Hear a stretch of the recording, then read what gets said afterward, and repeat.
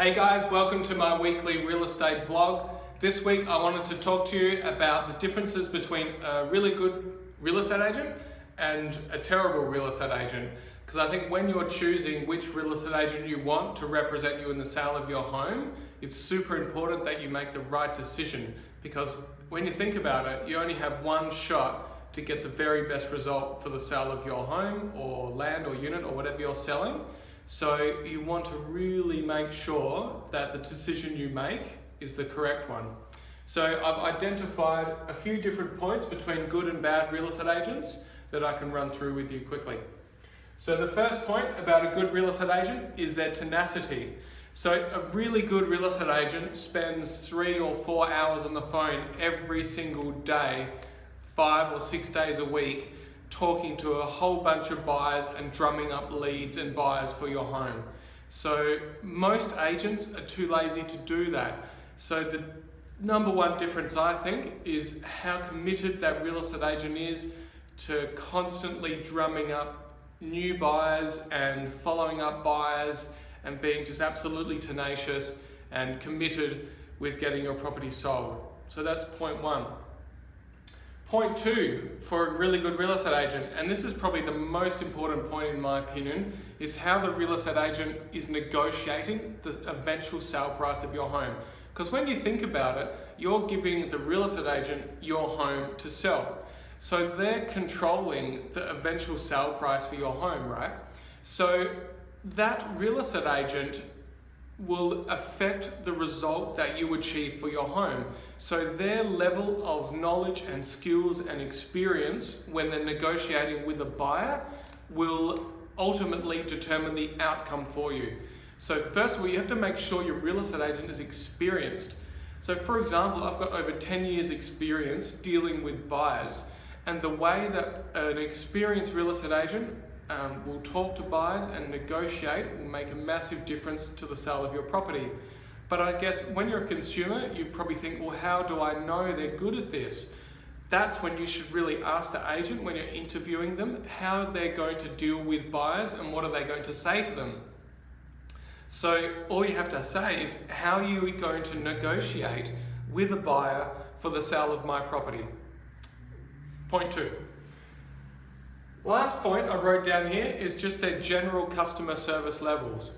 So if a real estate agent has been in contact with you for a long period of time, they're always following up, they're always happy to help, they've got a great positive attitude, and they have constantly just been very helpful towards you if you have had a relationship with a real estate agent, I think that's a really good point that you should think about. Their customer service levels will obviously relate to buyers when they're dealing with the sale of your home. So if that real estate agent is a nice person to deal with, they're honest, they're genuine, it looks like they've got integrity, when a buyer's dealing with them, it'll make them feel more comfortable. And when they're more comfortable, they'll open up more and disclose more information about them, so the real estate agent can then make a better informed decisions and know the best way to deal with that buyer. So making a buyer feel comfortable with a real estate agent who's honest and upfront and just a really nice person is most important. So customer service levels, in my opinion, is a very important thing. Now, on the flip side, we've got bad real estate agents. Most real estate agents in South Australia and probably Australia are really lazy. Real estate allows you a lot of freedom, and it's ultimately up to the agent to determine how successful they are. So if a real estate agent is not 100% focused and committed every single day, day in, day out, year in, year out, then they get a little bit lazy because there's nobody there kind of pushing them. They have to push themselves. So most real estate agents are lazy. They don't make 3 or 4 hours of phone calls every single day talking to heaps of buyers and stuff like that. You know, they rock up to the office at 10 or 11 a.m. after sleeping in, and they go to an appointment and this and that, but they're not really making calls and focused on getting your property sold, because they may be doing something else, they may have a part-time job or something like that. So it's really important that you've got a focused agent looking after the sale for you. Point two, underselling your house. This is super important because it relates directly to the good agent's negotiation skills. So a bad agent they get offers on homes and they take them directly to the owner, irrespective of the price. And a lot of the time they say to the owner, this is a really good offer, I think you should take it. But they haven't even negotiated with the buyer to see what their maximum price is. I'll give you a really good example. I just sold a house for $6,000 over the top end of the asking price range. So we received an offer that was a cash offer at the very top of the asking price. So a bad real estate agent could have just taken that offer and said to the owner, this is an awesome offer, I reckon you should take it, we don't want to be greedy, blah, blah, blah, and the owner would have sold it.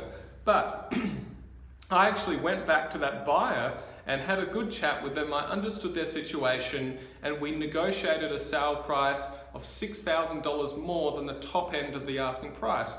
So I achieved $6,000 more than what many other real estate agents would have achieved. And that $6,000 essentially pays for a big chunk of the agent's commission as well. So most real estate agents will not ask the questions to buyers to see what price they're willing to pay and try and negotiate the highest price possible for you. So underselling is a big problem with unskilled, unmotivated, and agents who are not enthusiastic about getting the best result for you. The last point I wrote down relates to the two other points. It's not committed. Most real estate agents are not committed to their business and industry. Real estate, to be successful, is a massive commitment. There's long hours. I work about 70 odd hours a week, but I love it. I love getting great results for my clients, and I love seeing the smiles on people's faces when we achieve fabulous results. And that in turn has created long-term relationships for me. So when you've got a real estate agent who's not committed to their industry and their career and their true passion, which, for example, I am, makes a massive difference, because if they're not committed to themselves or the industry, how do you think they're going to be committed to the sale of your house? They're just not going to be. It's impossible, right? So make sure you've got a committed agent who covers off on the points that I mentioned before about tenacity, negotiation skills, and customer service levels and their history dealing with you. If you've got any questions about anything real estate, just give me a call or send me an email. I'm happy to help.